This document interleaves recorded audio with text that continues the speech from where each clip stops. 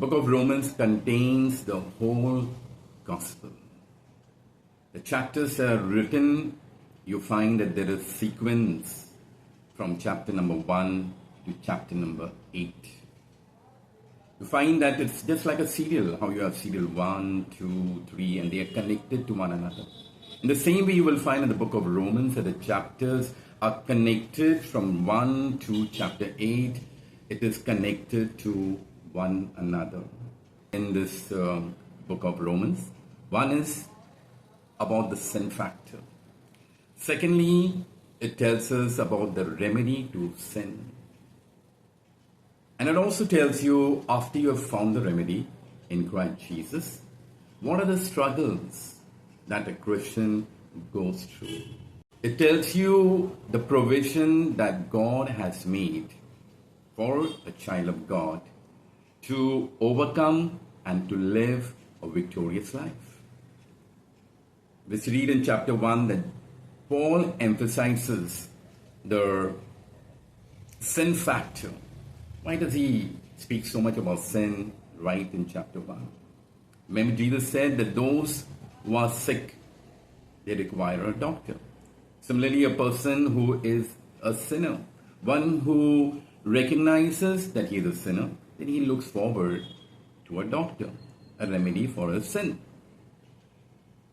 That's probably the reason why Paul talks so much of sin factor right. The whole gospel is not just in, chapter 4. Normally we hear a lot of it in chapter 4 and we think that's the end of it. Nothing more than that. But Paul spoke about what happened, what should we do after we are saved. But first in chapter 1 he speaks about the sin factor. Because there are times where a person can say, no, I'm not a sinner. I'm not so bad like the others. I've not murdered. I've not robbed a bank. I have not committed adultery. And so they think that they are not sinners. Or they haven't committed many sins. And so he lifts up a mirror for us to have a look and see whether, we can see our face in this mirror. So let's read that.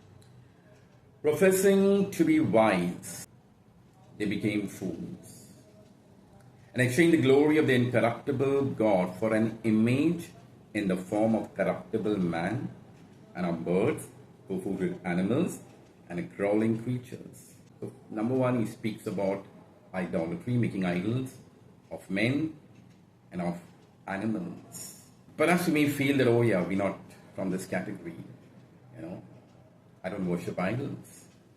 So Paul speaks about the second category of sin. For this reason, God gave them over to degrading passions, for the woman exchanged the natural function. And in the same way also the men abandoned the natural function of the woman and burned in their desire towards one another, men with men committing indecent acts and receiving in their own persons the due penalty for their error. Next category Paul speaks about being a lesbian or a gay.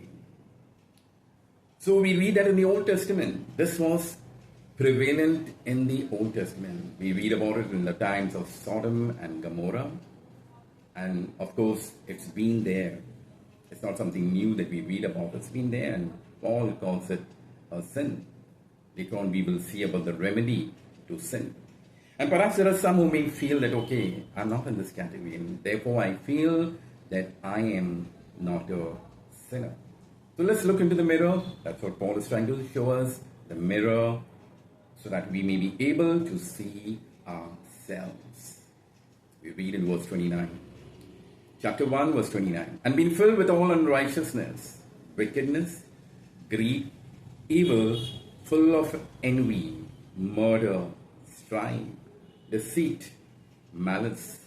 They are gossips, slanderers, haters of God, insolent, arrogant, boastful, inventors of evil, disobedient to parents, without understanding, untrustworthy, unloving, unmerciful.